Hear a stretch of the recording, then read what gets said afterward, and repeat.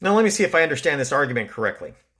If a person falls off a wind turbine, then that's acceptable because wind is a good energy source. We need electricity and industrial accidents happen.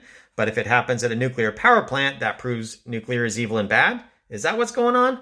I'm not sure, but let's put some numbers to that.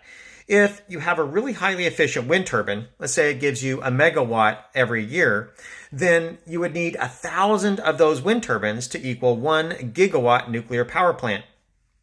Now, of those 1,000 wind turbines, if only 1 in 1,000 actually has a person fall off in a year, then you get 1 death per gigawatt year from the wind turbine. Now, at a nuclear power plant, you're going to get drastically lower death rates per gigawatt hour. That's the whole argument, is that if you're going to have the same amount of energy, how are you going to kill the least number of people? Nuclear is it in spades. Now, one could say, well, yeah, but what if you have a nuclear meltdown? Well, we did at 3 Mile Island. And at 3 Mile Island, the radioactivity that was released increased the radiation dose rate from natural background by about 1%. So that additional radioactivity increased the dose to those people by about 1% over what they got just because they're living and breathing.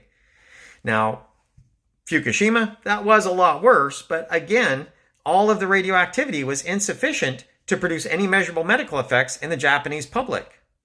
The only deaths occurred from the panicked evacuation. It was fear, radiophobia.